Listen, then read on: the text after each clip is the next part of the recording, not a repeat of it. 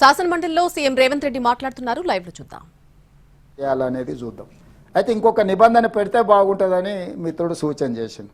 Local బాడీస్లో పోటీ చేయాలనుకుంటే వాళ్ళ పిల్లలు ప్రభుత్వ పాఠశాలలో చదువుకోవాలనే కండిషన్ పెడితే ఆ లోకల్ రిప్రజెంటేటివ్స్ వాళ్ళ పిల్లలు ఎప్పుడైతే ప్రభుత్వ పాఠశాలల్లో చదువుకుంటారో అప్పుడు ఆటోమేటిక్గా ఆ స్కూల్ బాగుండాలనే ప్రయత్నం చేస్తారు. వార్డు మెంబర్ అయినా, సర్పంచ్ అయినా, ఎంపీటీసీ అయినా, ఎంపీపీ అయినా, జడ్పీటీసీ అయినా స్థానిక సంస్థలలో ఎన్నికల్లో పోటీ చేయాలి అంటే వాళ్ళ పిల్లలు ప్రభుత్వ పాఠశాలల్లో చదువుకొని ఉండాలి అని నిబంధన పెడితే బాగుంటుందని మిత్రుడు తీర్మార్ మల్లన్న సూచన చేసిండు.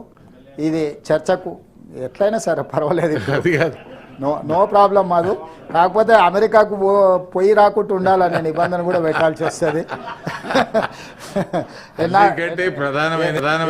ఎన్ఆర్ఐలను కూడా కొంచెం నియంత్రించాల్సిన అసలు టీచర్లు ఎవరైతే ఉపాధ్యాయ వృత్తిలో ప్రభుత్వ పాఠశాలలో పనిచేస్తున్నారో వాళ్ళ పిల్లలు చదివితే ఇంకా బాగుంటుంది. కరెక్టే సార్, కానీ అంత చైర్మన్ సార్ అంత అనే ధైర్యం నాకు లేదు. మీరందరు సూచన చేస్తే మాత్రం నిర్ణయం తీసుకోవడానికి నాకు అభ్యంతరం లేదు.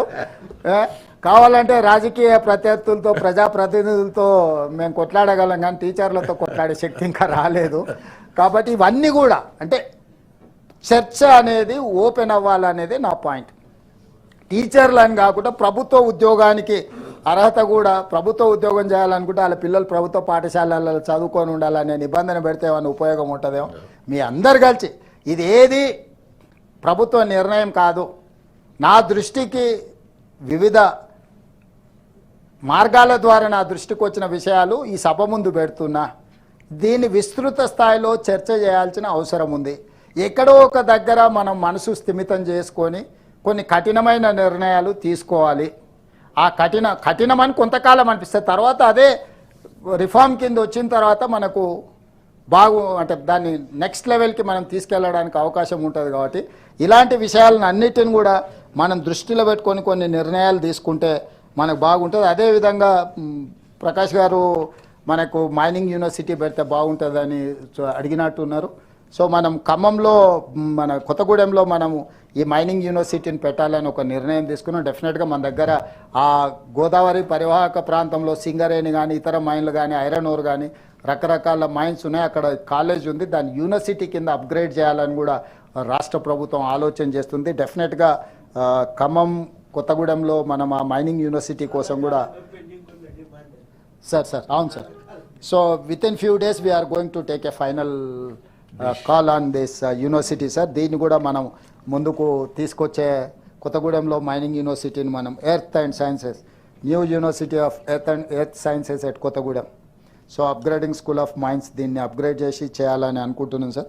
దీన్ని తొందరలోనే మేము నిర్ణయం తీసుకొని ప్రభుత్వం ముందుకు వస్తుంది.